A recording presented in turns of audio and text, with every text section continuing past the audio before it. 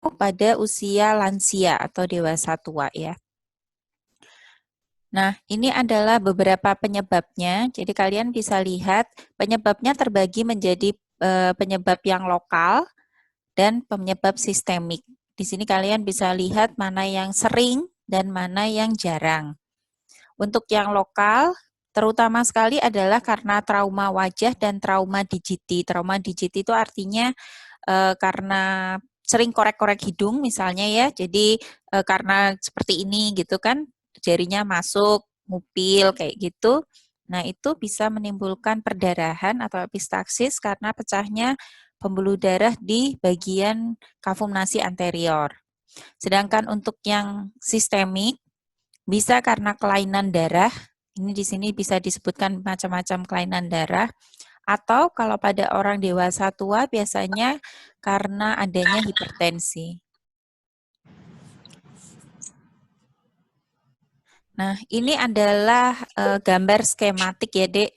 Jadi kalau lihat gambar ini, jangan bingung, ini sama-sama kavum nasi, tapi yang gambar yang di bawah ini adalah dinding lateral kavum nasi, sedangkan proyeksi yang di atas ini adalah dinding medial kavum nasi atau area septum. Jadi ini sama-sama kavum nasi ya. Pada dinding lateral kavum nasi kalian bisa melihat ada bangunan seperti konka, konka inferior, konka media maupun konka superior. Sedangkan pada septum nasi kalian akan melihat septum nasi ini dibagi atau terbentuk oleh kartilago dan tulang. Yang perlu diperhatikan pada epistaksis adalah vaskularisasinya atau pembuluh darah yang mendarahi area tersebut.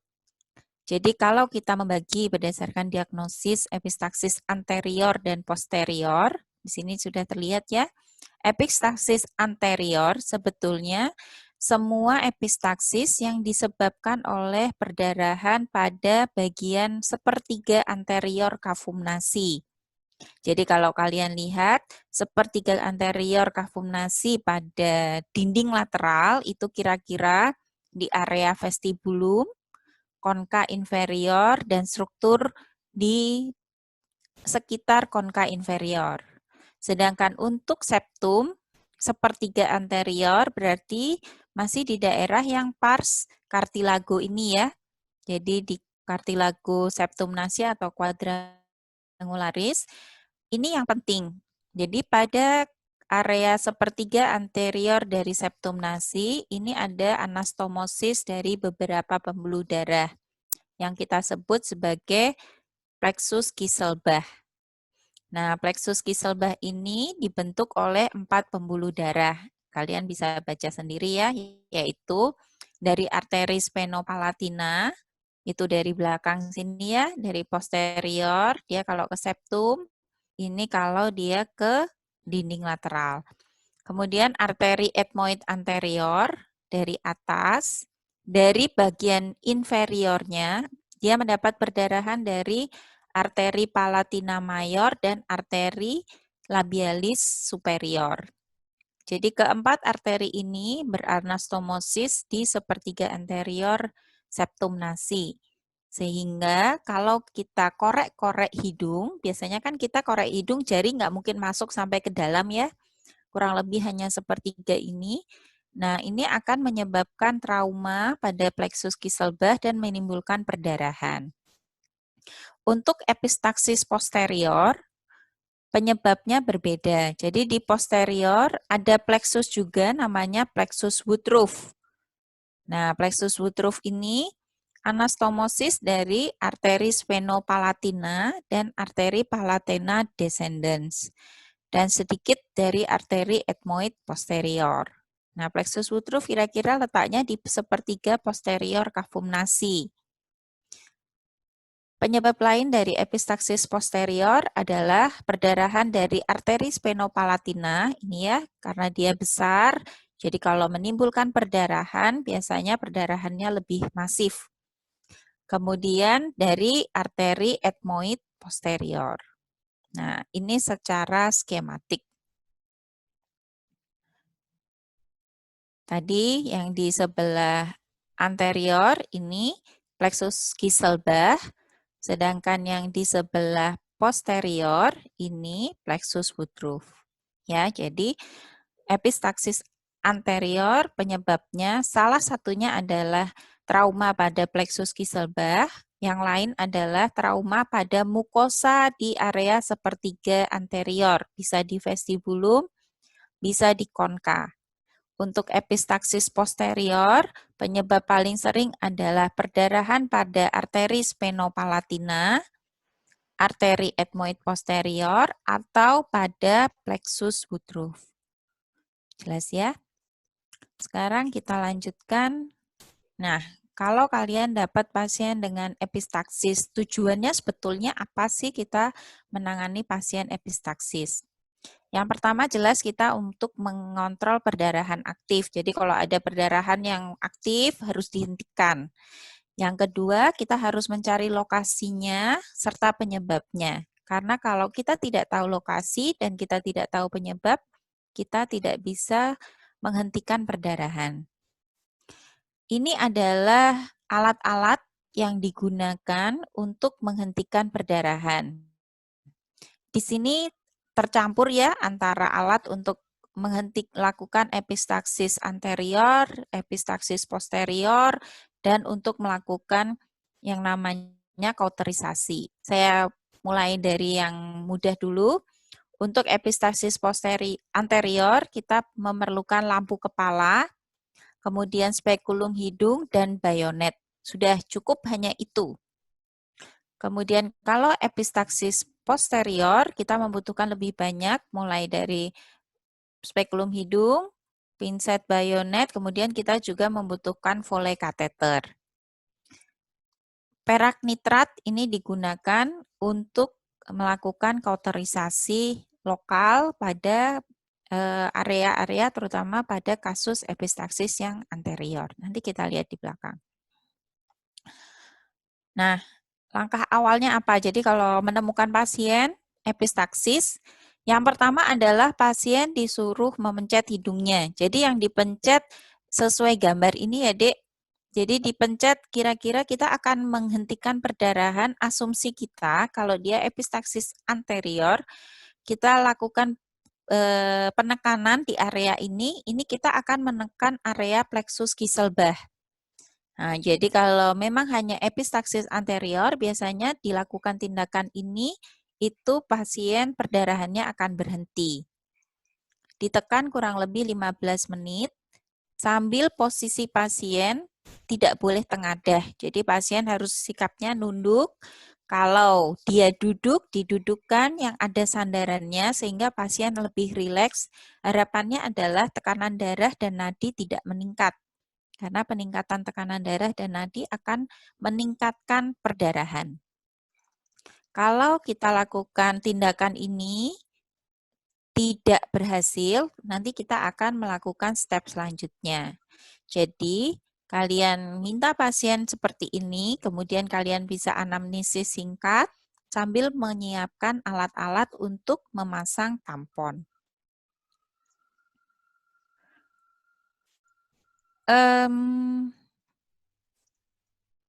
Ini adalah prosedur kalau misalnya setelah dihentikan perdarahannya tadi, kemudian kalian lihat dengan rinoskopi anterior, kalian bisa melihat langsung sumber perdarahan. Jadi kalau bisa melihat sumber perdarahan, kita langsung bisa hentikan dengan menggunakan perak nitrat. Masalahnya saat ini perak nitrat tidak tersedia ya. Jadi biasanya kalau kita mau menghentikan seperti ini, kita lakukan dengan kauter yang elektrik. Jadi menggunakan kauter bipolar. Nah, untuk melakukan kauterisasi kimia maupun elektrokauter ini, kita berikan anestesi lokal. Caranya gimana? Cukup dengan aplikasi kapas efedrin yang diberikan silokain atau lidokain. Ditempelkan pada mukosa kafum nasi kurang lebih 15-30 menit. Setelah itu baru kita lakukan prosedur ini. Penggunaan kauter kimia maupun elektrokauter itu tidak boleh lama. Ada yang menyebutkan 5-10 detik, ada yang menyebutkan hanya 2-3 detik saja. Karena semakin lama kalian menempelkan alatnya, kerusakan atau nekrotik yang dihasilkan bisa semakin luas. Jadi kalian lihat ini ya, kalau kita tempel perak nitrat atau coater, itu yang timbul kerusakan atau terjadi proses kauterisasi ini sebetulnya tidak hanya di tempat yang kalian tempel, di sekitarnya itu akan ikut juga mengalami nekrosis jaringan kalau terlalu lama. Jadi semakin lama kalian nempelnya, semakin luas nekrosisnya. Sehingga harus waktu tertentu dan tidak boleh terlalu ditekan. Nah, sekarang kalau misalnya sumber perdarahan tidak diketahui, kita harus lakukan pemasangan tampon ya. Protokolnya sebelum dipasang tampon, sebetulnya kita pasang dulu aplikasi kapas efedrin. Efedrinnya diencerkan menjadi 1-3%. Aplikasi kapas efedrin efektif dilakukan bila kita letakkan selama 5-10 menit. Kalau dipasang efedrin tetap berdarah, berarti kita harus pasang tampon. Pemasangan tampon apa saja yang dibutuhkan? Alatnya tadi sudah ya, spekulum hidung, lampu kepala, dan pinset bayonet.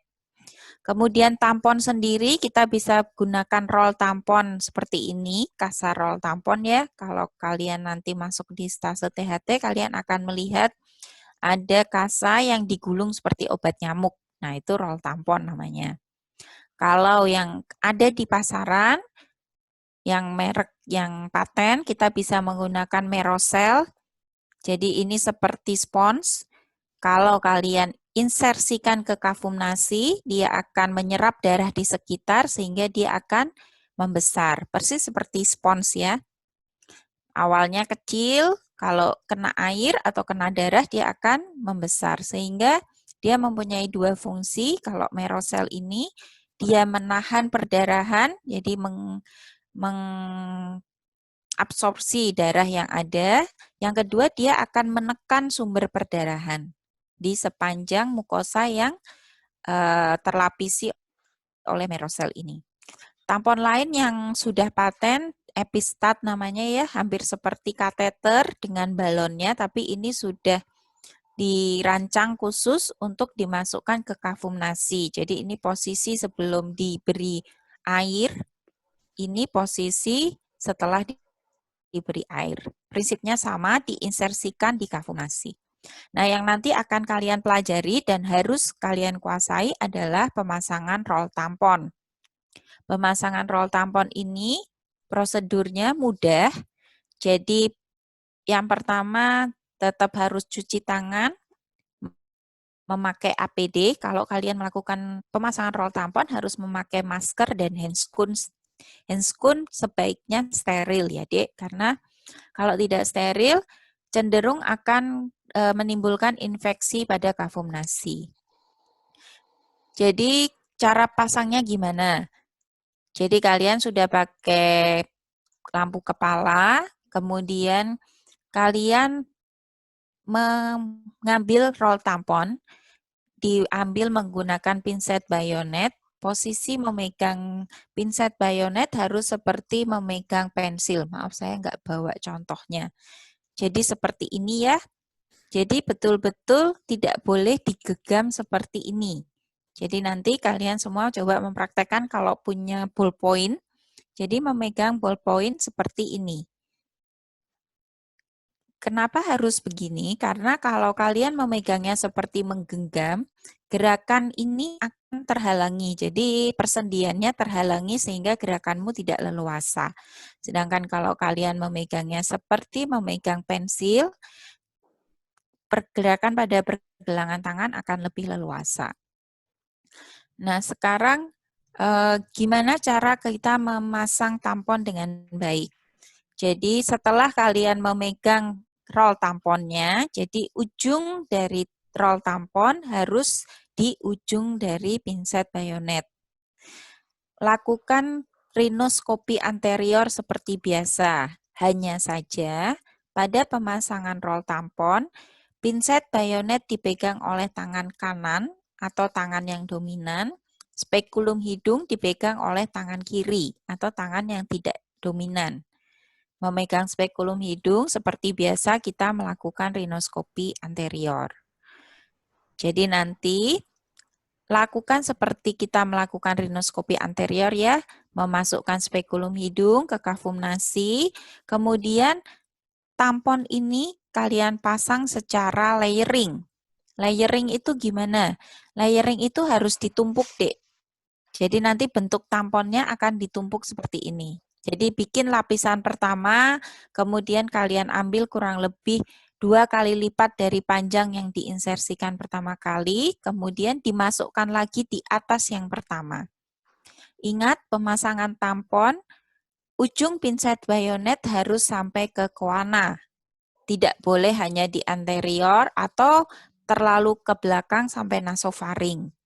Kalau terlalu anterior, kalian tidak bisa menghentikan perdarahan yang letaknya di bagian posterior dari konka inferior.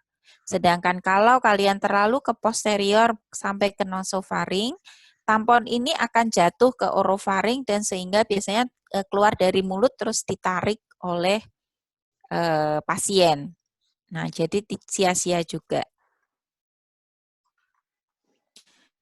Jadi ini ya, kalian lihat ya, jadi ini di tamponnya ditumpuk-tumpuk sampai semaksimal bisa. Kalau bisa sampai ke atap kafum nasi seperti ini, baik sekali, tetapi seringnya hanya sampai setinggi konka media, karena antara konka media dan septum itu celahnya sempit.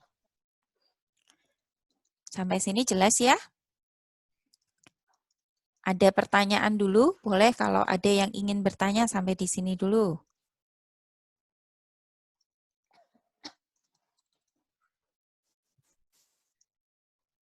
Nggak ada pertanyaan? Kalau nggak ada, saya lanjutkan ya. Nah, kalau kita pasang tampon anterior, kemudian kita tunggu selama 15 menit, ternyata masih ada perdarahan yang aktif dari nares anterior, dari kafum nasi, ataupun dari mulut, berarti ada 2 kemungkinan. Yang pertama, cara memasang kita keliru. Tadi ya, tidak sampai padat, tamponnya kurang padat, atau tamponnya tidak sampai ke warna, sehingga ada bagian yang tidak tertutup tampon.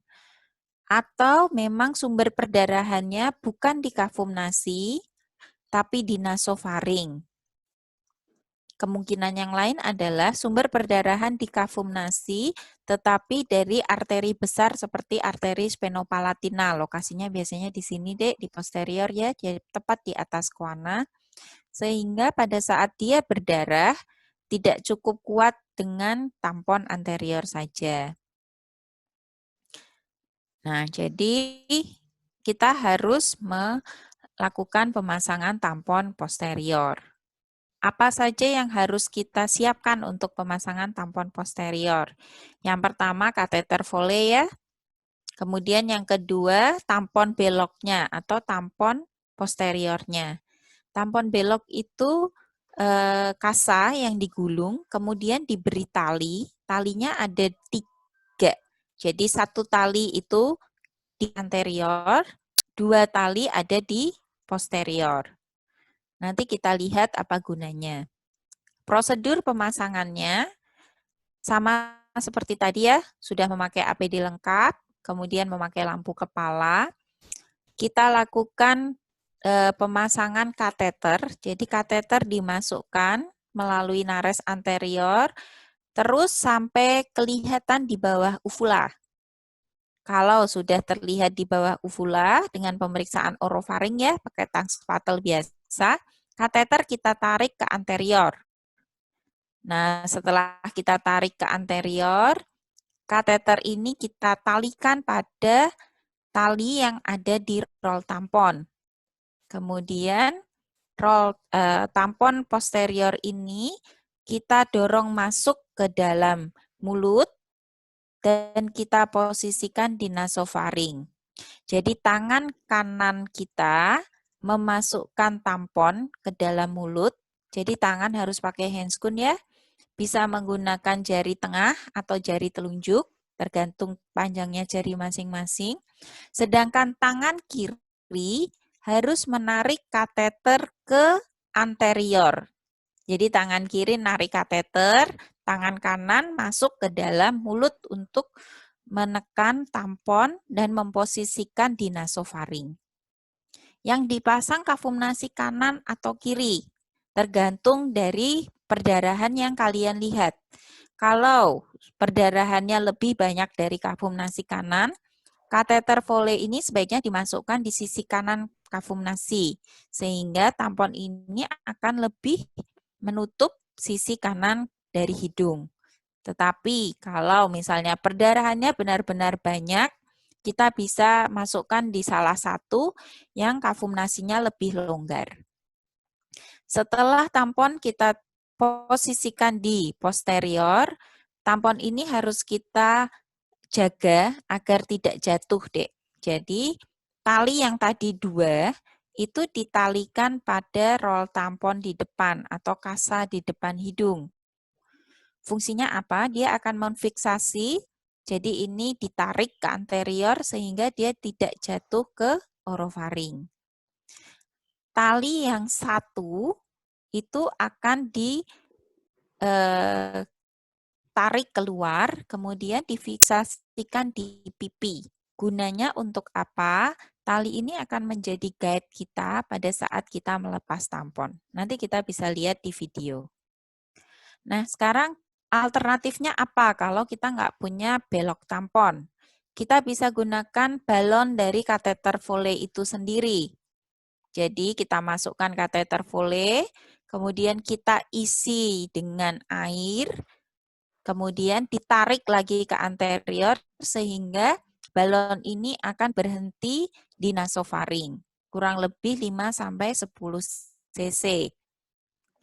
Ini yang bukan standar. Kalau yang standar seharusnya menggunakan balon Brighton. Balon Brighton ini seperti kateter, jadi sudah dimodifikasi, dibikin sehingga kalau dia diisikan air atau udara, balon ini akan tepat di nasofaring dan di bagian plexus Kieselbach, sehingga dia akan menghentikan perdarahan yang di area nasofaring maupun di plexus Kieselbach. Nah, itu tadi prosedur pemasangan tampon. Nah, sekarang kita lihat untuk apa saja yang bisa kita lakukan kalau sudah dipasang tampon, sumber perdarahan sudah diketahui dan kita mau menghentikan perdarahan. Jadi, kalau yang ringan, perdarahan hanya ringan saja, sumber perdarahannya ketahuan, kita lakukan diatermi bipolar atau kauterisasi tadi ya. Kalau penyebabnya karena septum yang bengkok atau krista, kita lakukan operasi septum. Pada kasus-kasus tertentu, perdarahan tidak bisa dihentikan hanya dengan tampon. Biasanya perdarahan dari arteri sphenopalatina, arteri ethmoid anterior atau posterior, arteri maxillaris atau karotis ya, itu kita harus lakukan ligasi arteri. Yang paling ringan ligasi arteri sphenopalatina. Cuman kalau tidak berhasil, kita harus meligasi di proksimalnya. Cara lain untuk menghentikan perdarahan, kita bisa berikan fibrin glue. Fibrin glue itu seperti namanya glue ya, kayak lem gitu. Kita oleskan atau diaplikasikan di daerah yang mengalami perdarahan. Kemudian yang lain lagi bisa dilakukan embolisasi. Ini embolisasi langsung pada arteri yang menjadi sumber perdarahan, tapi biasanya dilakukan oleh dokter radiologi. Nah, sekarang kita lihat video pemasangan tamponnya ya. Ini nanti bisa dilihat di YouTube ya. Ya, jadi ini prosedurnya ya. Jadi yang pertama kita siapkan alat dulu. Alat dan bahan ya, kalian bisa lihat. Ini yang namanya roll tampon, kondisinya harus steril. ini adalah tampon belok, kondisinya juga steril.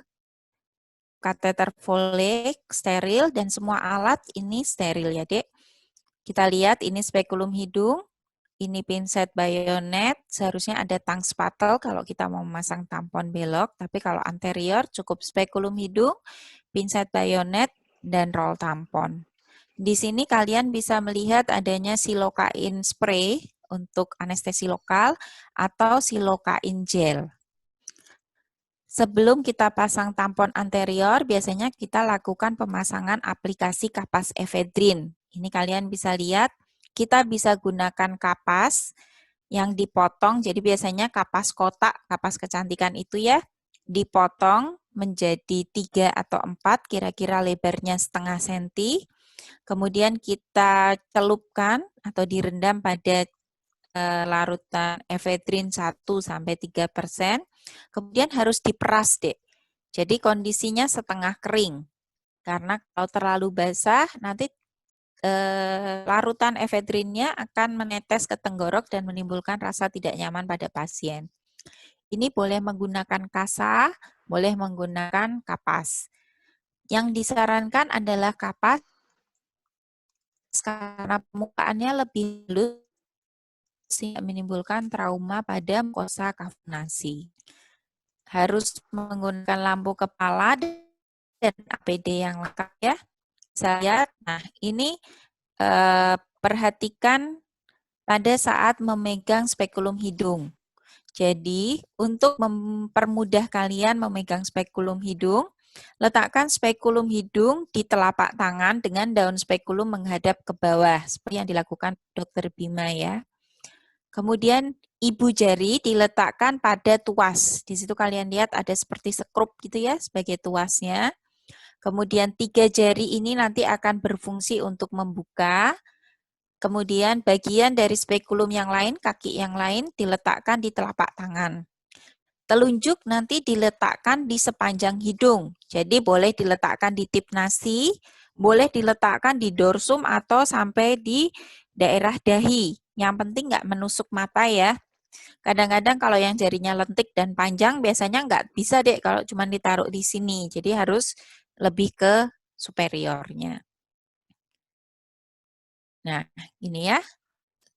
Lakukan rinoskopi anterior seperti biasa untuk evaluasi perdarahan, kemudian kita pasang. Nah, lihat posisi tangan saat memegang pinset bayonet. Pinset bayonetnya tidak digenggam, ya. Kemudian seluruh kapas ini ada di pinset bayonetnya. Megangnya betul-betul pinset bayonetnya ini dari kapasnya dipegang tepat di, nah lihat ya Dek, jadi seluruh kapas sampai ke ujung bayonet. Dimasukkan kira-kira sampai di koana. Seberapa panjang, kalau kalian pakai pinset bayonet, untuk anak-anak biasanya 3/4 masuk, kalau untuk dewasa biasanya sampai seluruhnya masuk. Itu kira-kira sampai di koana. Ini ya, dimasukkan, kemudian alat dikeluarkan, kita tunggu 5-10 menit. Setelah itu kita ambil dan kita evaluasi. Bila masih ada perdarahan, berarti kita harus pasang tampon anterior. Nah, ya, nah ini yang harus dilihat tadi ya, saya ulangi dulu.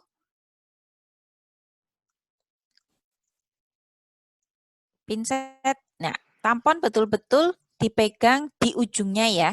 Jadi ujung pinset bayonet pas di ujung tampon. Tidak ada sisa, karena apa? Kalau kalian memegangnya di sini, pertengahan, atau lebih ke posterior lagi, ujung tampon ini tidak akan sampai di koana.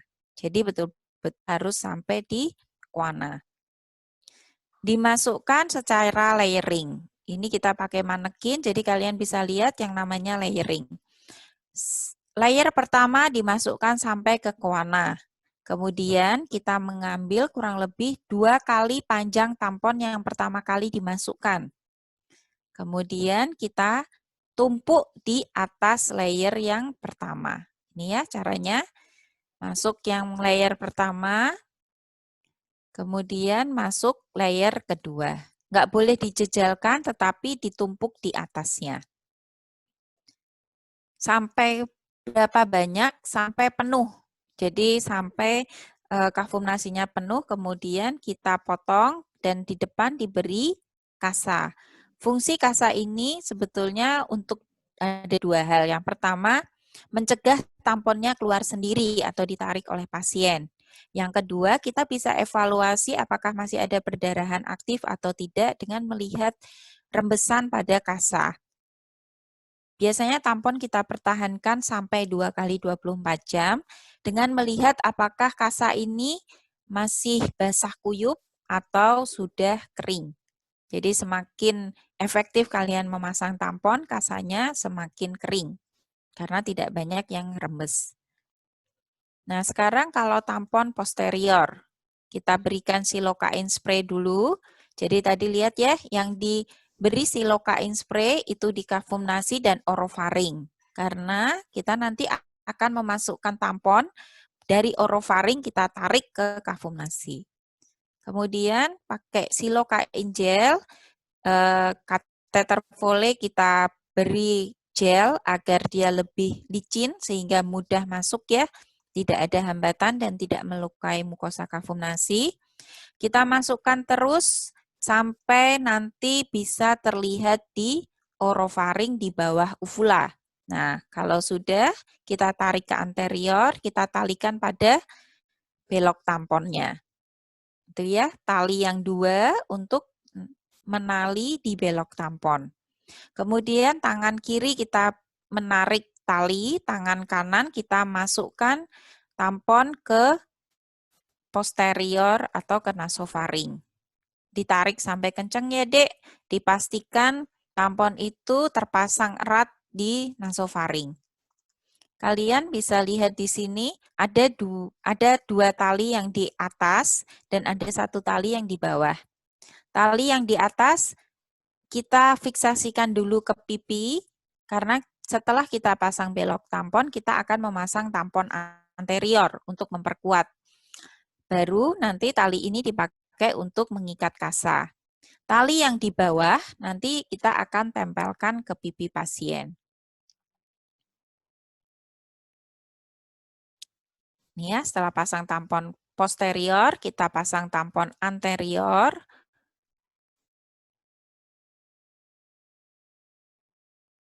Kemudian kita tali di bagian anteriornya untuk memastikan tampon posterior ini tidak jatuh ke orofaring.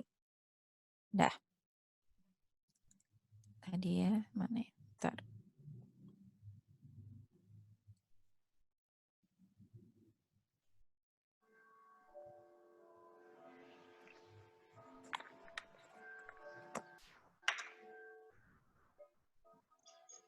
Ya.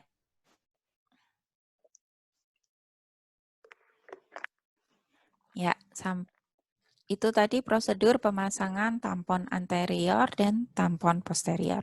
Sekarang saya buka sesi diskusi. Ada yang ingin bertanya? Boleh. Izin bertanya, dokter. Ya. Nama saya Albert, dokter. Izin bertanya, pada kasus epistaxis misalnya perdarahannya itu dari kedua hidung, dokter. Lalu untuk kita pemasangan tampon anteriornya itu di kedua hidung atau salah satu aja ini? Oke, pada pemasangan tampon anterior itu kalau kita pasti perdarahan hanya satu sisi seperti gambar ini ya, kita bisa pasang tampon hanya pada satu sisi kafumnasi. Tapi kalau perdarahannya tidak jelas, dipasang di sisi kanan tapi dari sisi kiri masih keluar perdarahan, kita pasang kanan dan kiri. Jadi hidungnya ditutup dua-duanya, kemudian pasien diminta bernapas lewat mulut. Berarti kalau perlu dua-duanya nggak apa-apa dua-duanya gitu? Iya, seringnya dipasang tampon bilateral. Oh iya, baik dok. Terima kasih dokter. Sama-sama. Ada yang mau bertanya lainnya? Silakan. Izin bertanya dokter. Boleh, namanya siapa? Izin bertanya dokter, nama saya Hernanda. Oke. Jadi dokter, berdasarkan sumber yang saya baca, setelah melakukan tindakan tampon maupun kauterisasi itu biasanya dioleskan dengan krim antibiotik. Apakah itu masih diperlukan, dan jika diperlukan, jenis krim apa yang diberikan di dokter? Terima kasih. Oke, terima kasih pertanyaannya. Jadi, kalau kita memasang tampon, ada beberapa yang harus diperhatikan. Yang pertama adalah pada pemasangan tampon itu akan memungkinkan terjadinya infeksi. Nah, sehingga untuk menghindari terjadi infeksi, kita bisa memberikan antibiotik profilaksis. Antibiotik profilaksis itu kita bisa berikan per oral, amoksisilin, per oral aja 3 kali sesuai berat badan ya. Kalau dewasa berarti 3 kali 500 mg. Itu diberikan selama tampon terpasang. Atau kita berikan salep antibiotik pada tamponnya. Jadi tadi tamponnya sebelum dipasang, diberi dulu salep antibiotik di seluruh tamponnya, kemudian baru kita pasang. Keuntungan memberikan salep antibiotik adalah yang pertama, tamponnya menjadi lebih licin. Kalau tamponnya licin, perlukaan atau laserasi pada mukosa bisa dihindari. Yang kedua, salep antibiotik itu akan mencegah terjadinya penumpukan kuman atau infeksi sekunder akibat adanya tampon di kafum nasi, sehingga dia bisa mencegah terjadinya infeksi atau septic shock. Gitu. Nah, nuwun sewu dokter, tadi agak terputus. Untuk yang antibiotik oralnya diberikan berapa hari? Antibiotik oral diberikan selama tampon terpasang. Oh, terima kasih dokter. Ya, sama-sama. Ada lagi? Tadi ada yang mau bertanya? Yang cewek? Siapa tadi? Izin bertanya dokter, saya Pratiwidya. Izin bertanya dokter, apabila setelah pemasangan tampon anterior itu masih rembes, sampai berapa lama tampon itu bisa dipertahankan atau memang harus diganti lagi? Ada penggantian rutinnya seperti itu dokter? Terima kasih. Oke, terima kasih pertanyaannya. Jadi, pada pemasangan tampon, kalau kita mengikuti algoritma yang ada, kita lakukan pemasangan tampon itu selama 2 kali 24 jam. Jadi biasanya kita evaluasi dalam 2 kali 24 jam. Kalau dalam 2 kali 24 jam masih ada rembesan darah, kita lakukan penggantian tampon anterior. Pada beberapa kasus, misalnya pasien pasca operasi tumor, kita biasanya evaluasi lebih lama, bisa sampai 4-5 hari. Dengan catatan, pasien harus diberikan antibiotik dan dievaluasi adanya tanda-tanda infeksi. Kalau terjadi infeksi, tampon harus segera diganti. Gitu.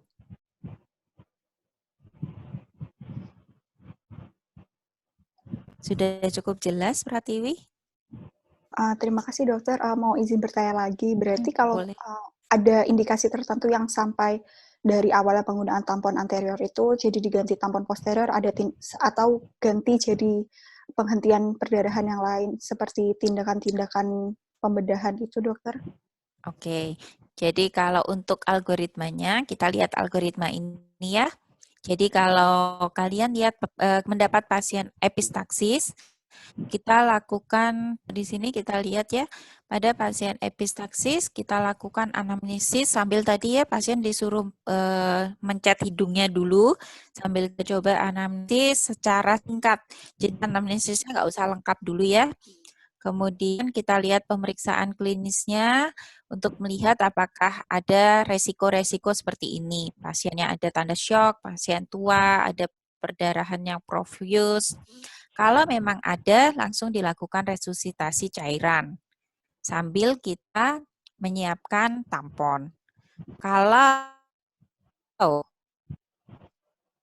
tidak, kita lakukan menggunakan endoskopi.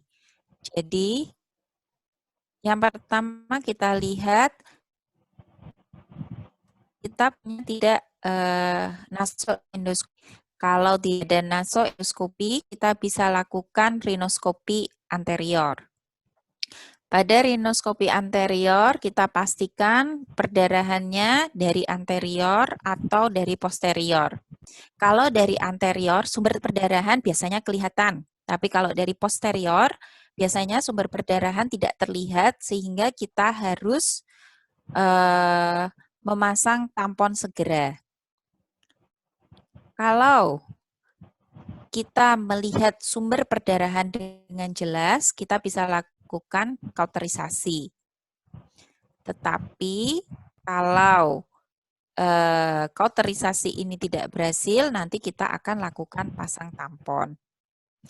Kalau di awal kita evaluasi perdarahan, tadi setelah dipasang aplikasi ternyata sudah tidak berdarah, maka kita akan mencari etiologi dan memberikan edukasi pada pasien. Nah, sekarang kita masuk ke jalur yang tadi dicoba dihentikan dengan aplikasi efedrin, tetapi tidak berhasil, atau kita coba lakukan kauterisasi tetapi tidak berhasil, berarti kita harus pasang tampon anterior. Pemasangan tampon anterior kita evaluasi selama 15 menit. Selama 15 menit kalau perdarahan masih profuse, atau bila sejak awal kita memang curiga dia perdarahannya dari posterior, kita pasang tampon posterior. Kemudian kita lakukan evaluasi selama 2 kali 24 jam. Nah, kalau setelah dipasang tampon atau setelah di counter ternyata perdarahan bisa teratasi, maka kita tinggal evaluasi dan edukasi ke pasien. Tapi kalau ternyata tidak teratasi, 2 kali 24 jam kita ulang tamponnya. Kemudian kita lihat evaluasi seperti tadi. Tapi setelah 2 kali 24 jam setelah kita ulang tampon ternyata tetap ada perdarahan, maka kita masuk ke step yang selanjutnya, yaitu kita identifikasi penyebabnya. Untuk identifikasi kita lakukan pemeriksaan penunjang. Yang pertama laboratorium darah jelas penting ya, untuk melihat status darah rutin jadi HB, HT, kemudian trombosit, leukosit. Selain itu juga kita lakukan pemeriksaan untuk studi koagulasi. Jadi kita bisa melihat apakah ada gangguan koagulasi darah pada pasien. Selain itu, pemeriksaan penunjang yang kedua yang perlu dilakukan adalah nasoendoskopi. Nasoendoskopi itu untuk melihat sumber perdarahannya secara langsung.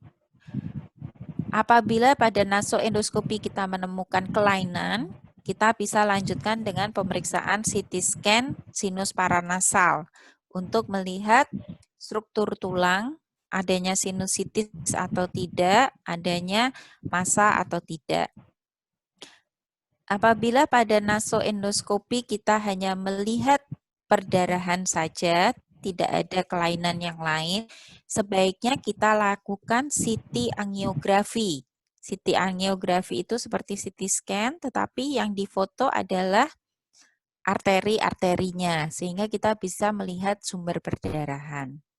Nah, kemudian kalau sudah diidentifikasi, baru kita lakukan terapi sesuai penyebabnya. Jadi bisa kalau memang diperlukan, kita lakukan rawat bersama penyakit dalam, atau kita lakukan intervensi pembedahan. Gitu. Cukup jelas? Jelas, dokter. Terima kasih. Oke. Ada pertanyaan yang lain?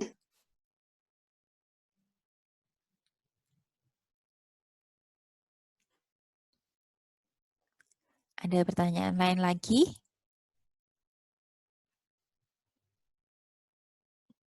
Tidak ada pertanyaan? Izin dokter. Boleh. Izin mengajukan pertanyaan dokter. Ya. Pada pemasangan tampon di kedua sisi di bagian hidung, apakah itu mungkin ada rasa tidak nyaman pada pasien saat bernapas, dokter? Lalu bagaimana cara kita untuk mengedukasinya gitu dokter? Dan apakah juga ada kendala juga pada bagian di tuba auditifanya dikarenakan adanya penutupan di bagian hidung dengan tampon anteriornya dokter. Baik, terima kasih dokter. Oke, terima kasih pertanyaannya. Jadi, kalau kita tutup kafum nasi kanan kiri, pasti ada rasa tidak nyaman. Dipasang satu sisi pun pasti tidak nyaman. Yang pertama pasti rasa nyeri ya, Dek, karena hidungnya penuh ya. Dipasang tampon itu kan pasti ada nyeri. Yang kedua, kalau kita tidak bisa bernapas lewat hidung, kita harus bernapas lewat mulut. Pasti tenggoroknya terasa kering. Kadang-kadang karena hidung kita ditutup, pasien akan merasa pusing. Jadi memang pasien harus diedukasi sejak awal, kira-kira apa saja yang nanti akan ada keluhan yang mengganggu, dan pasien diharapkan bisa beradaptasi. Jadi memang kita hanya memberikan semacam edukasi. Kalau pasien merasa sakit kepala karena kekurangan oksigen seperti itu, kita bisa berikan oksigen dengan menggunakan sungkup. Karena nggak mungkin menggunakan kanul nasal ya. Jadi kita pakai sungkup. Cukup 3 liter per menit. Jadi hanya memastikan oksigenasinya baik. Nah, kemudian tadi untuk yang pertanyaan yang kedua tadi, apakah ada rasa tidak nyaman di telinga? Rasa tidak nyaman di telinga biasanya terjadi kalau kita pasang tampon posterior. Biasanya pada pemasangan tampon anterior, keluhannya bukan rasa tidak nyaman di telinga, tetapi adanya mata yang rocos atau air matanya campur darah karena terjadi obstruksi pada ostium ductus nasolacrimalis yang ada di kafum nasi. Sedangkan kalau dipasang tampon posterior, karena kita memasangnya di nasofaring, tentu saja tuba auditiva akan ketutup. Nah, jadi pasti pasien ada rasa gemerbek, kadang ada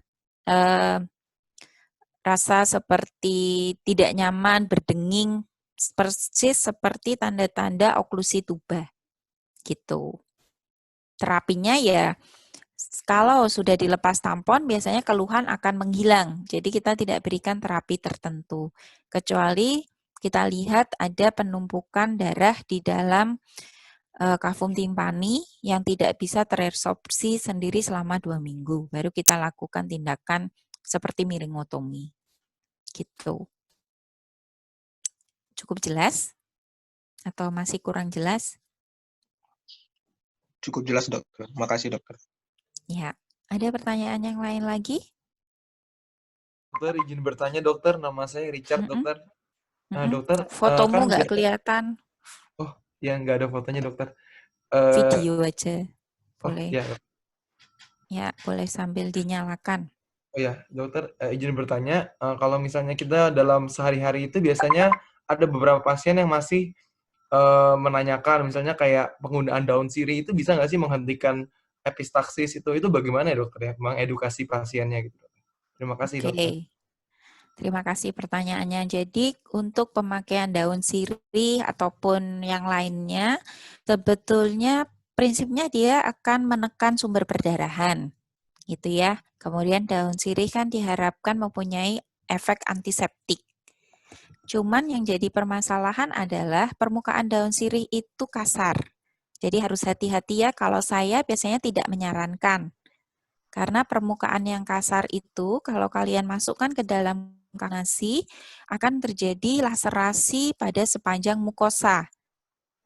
Kalau terjadi laserasi terutama di daerah konka, akan timbul perdarahan yang lebih profuse lagi. Gitu jawabannya. Jadi sebetulnya tidak disarankan. Yang kedua, selain dia kasar, kadang-kadang kita masukin langsung ya dek, tanpa kita cuci seperti itu. Nah itu malah ditakutkan menimbulkan infeksi sekunder. Terima kasih dokter. Sama-sama. Ada pertanyaan yang lain lagi? Dokter, saya izin bertanya. Mm-mm. Untuk kasus epistaxis ini sendiri, kapan kita harus merujuk ke spesialis THT, dokter? Oke, terima kasih. Pertanyaannya baik ya. Jadi pada prinsipnya kalau kalian lihat algoritma di sini, Dek, kompetensi kalian adalah sampai memasang tampon anterior. Setelah itu, memang seharusnya dilakukan evaluasi untuk mengetahui sumber perdarahan, kemudian etiologi. Nah, kalau yang itu kan jelas tidak mungkin dikerjakan sendiri. Jadi, yang pertama, kapan dirujuk? Yang pertama adalah pada pasien yang sudah kalian pasang tampon anterior, pasien pasti rawat inap. Ya, jadi setelah dirawat inapkan, bisa dikonsultasikan ke dokter THT-nya. Yang kedua, pasien yang kalian atasi perdarahannya, misalnya tadi dipasang kapas efedrin, kemudian berhenti, dilakukan edukasi, kemudian terjadi epistaksis berulang, itu harus dirujuk. Karena artinya dia ada faktor etiologi yang tidak selesai. Gitu ya. Yang ketiga, jelas pasien yang dipasang tampon anterior tetapi masih perdarahan aktif. Karena dia pasti harus dipasang tampon posterior ataupun harus dilakukan kauterisasi. Jadi jelas ya. Jadi kalian tetap kompetensinya kalau memang dia dipasang efedrin berhenti, kalian boleh mengedukasi, memberikan terapi sampai selesai. Tapi kalau sampai dipasang tampon, berarti kalian harus melakukan rujukan setelah itu. Karena pemasangan tampon anterior ataupun posterior, pasien harus rawat inap untuk kita evaluasi adakah infeksi sekunder atau tidak. Jelas? Baik, dokter. Terima kasih, dokter. Ya. Ada lagi yang ingin bertanya? Yang lain? Izin bertanya, dokter. Boleh. Apakah ada kemungkinan untuk pasien mengalami ini tamponnya tertelan, dokter? Apakah pernah ada kasus seperti itu? Terima kasih. Oke, ya. Jadi kalau yang dipasang adalah tampon anterior, roll tampon kayak tadi ya, ada beberapa kasus tamponnya tidak tertelan, Dek, tetapi tamponnya ditarik dari mulut karena jatuh ke orofaring. Bisa bayangin ya, kalau rollnya itu jatuh sampai ke orofaring, kemudian akhirnya sama pasien ditarik, akhirnya tamponnya habis. Tetapi kalau yang kalian pasang adalah kapas efedrin atau kasa efedrin, bisa ada kemungkinan tertelan oleh pasien. Kalau disedot ke arah tenggorok gitu kan rasanya nggak nyaman gitu, jadi kayak kita kalau mau dibatukkan tapi malah kesedot gitu, jadi ditelan pasien. Itu bisa. Saya nggak pernah ketemu kasusnya sih, cuman beberapa pasien memang kalau hanya dipasang kapas seperti itu, kadang-kadang saat kita evaluasi kapasnya sudah nggak ada. Antara pasien bilang sudah di waktu bersin ikut keluar atau waktu batuk terus hilang seperti itu. Itu ya. Baik, terima kasih, dokter. Oke, ada lagi pertanyaan yang lain? Izin bertanya, dokter, untuk pemasangan tampon sendiri apakah ada kontraindikasinya? Pemasangan tampon yang mana? Anterior maupun posterior, dokter. Lalu apabila terkontraindikasi, dilakukan tindakan apa nih, dokter, selain pemasangan tampon? Terima kasih, dokter. Oke, pada pemasangan tampon tidak ada kontraindikasi ya, Dek. Hanya kalau kalian ingin menambahkan efedrin atau adrenalin yang sudah diencerkan, hati-hati pada pasien-pasien dengan hipertensi. Tidak disarankan menggunakan efedrin konsentrasi tinggi ataupun adrenalin. Jadi tidak ada kontraindikasi sebetulnya. Hanya saja pada pemasangan tampon posterior pada anak-anak, biasanya kita tidak bisa memasang dengan lokal. Jadi harus dalam general anestesi. Gitu. Cukup jelas? Terima kasih, dokter. Ya. Ada lagi pertanyaan yang lain? Tidak ada yang bertanya? Kalau sudah cukup jelas, saya cukupkan sekian untuk kuliahnya. Ini terima kasih Dr. Yanuar ya. Ya, oke, kalau memang tidak ada pertanyaan yang lain, terima kasih untuk perhatiannya. Saya cukupkan sekian ya. Silakan ditutup untuk kuliah pagi ini. Penanggung jawabnya Daniel ya. Iya, dokter. Terima kasih, dokter. Terima kasih, dokter.